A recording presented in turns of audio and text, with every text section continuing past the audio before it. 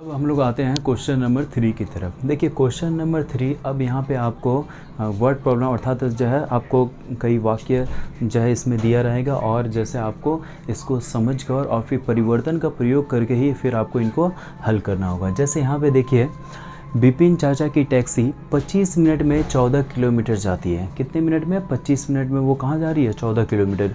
तो बोल रहे हैं समान गति से टैक्सी चलाकर, गति उसका जो है स्पीड जो है वो यदि कांस्टेंट है तो 5 घंटे में वो कितनी रास्ता जाएंगे, उससे परिवर्तन का प्रयोग करके बनाना है। ठीक है, इसको समझिएगा ध्यान से, इसमें क्या कहा है। पहले एक चीज़ समझे कि जब आपका गति समान हो, क्या समान हो? गति। यहाँ पे देखो गति समान दे दिया है ना, तो समान गति जब हो, ठीक है बात समझिएगा, आपका गति क्या है? समान है। तो जब समान गति हो, क्या हो? समान गति। तो जब भी समान गति हो, ध्यान से समझिएगा, यदि आपका गति समान है तो आप जो दूरी जाओगे, क्या दूरी, ठीक है। जैसे वो बिपिन चाचा की टैक्सी 25 मिनट 14 किलोमीटर जाती है ना, तो जो भी दूरी जा रही है, समझ लो वो 14 किलोमीटर गई तो 14 लिख दिया। समय कितना लग रहा, यहाँ पे मिनट लिख दे रहा हूँ, ठीक है, मिनट, 1 मिनट, यहाँ पे समय लिख दे रहा हूँ, है ना।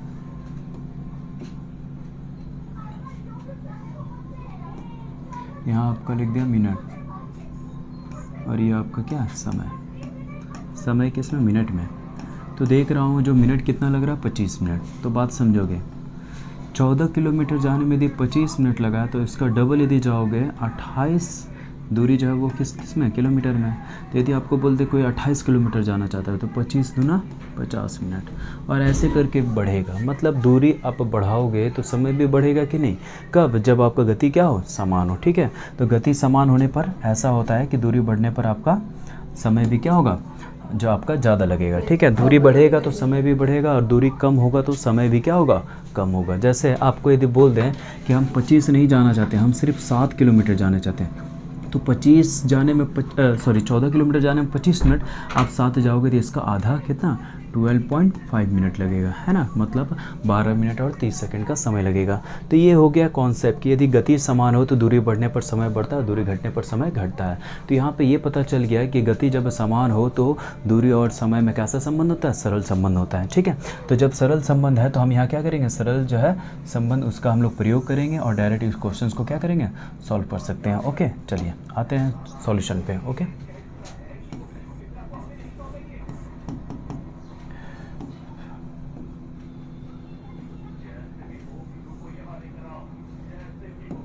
समझिएगा, यदि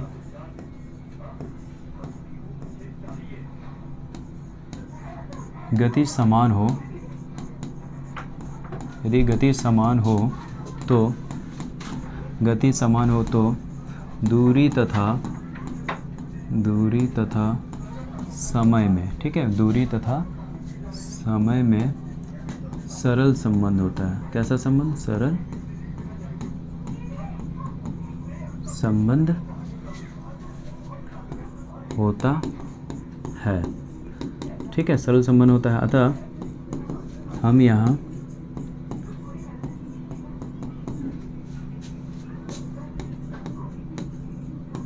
सरल परिवर्तन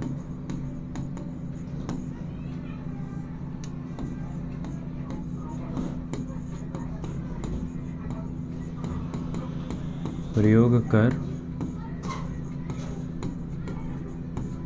निम्न प्रश्न को हल करेंगे। ओके,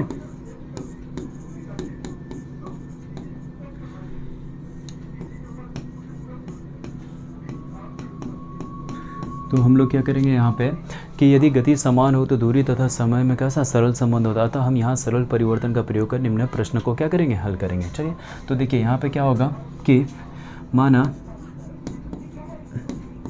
जो दूरी है उसको आप मान लो x किलोमीटर और समय जो है बराबर y मिनट। ओके, समय क्या मान लिया हम? y minute.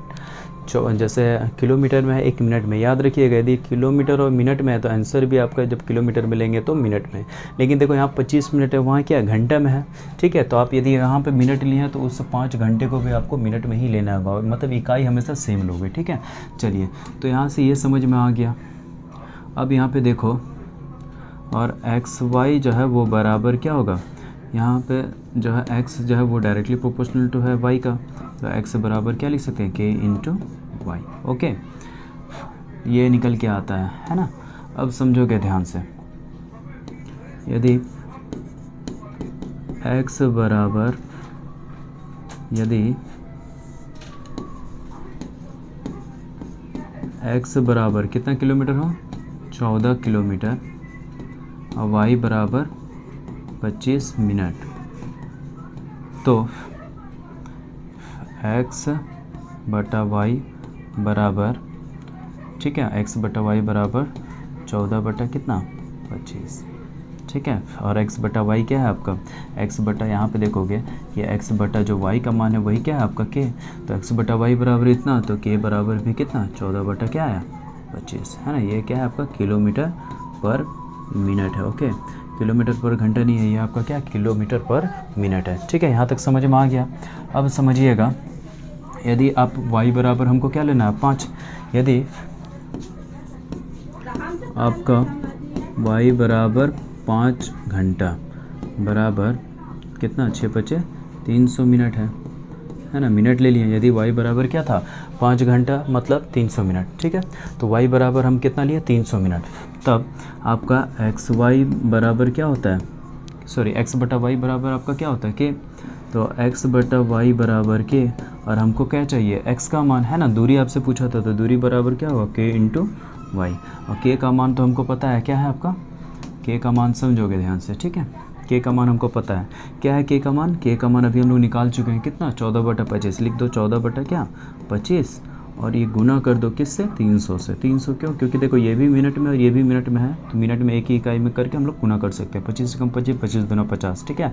14 दहा 140, 14 दूना 28, मतलब 168, 168 क्या है आपका किलोमीटर में, ठीक है।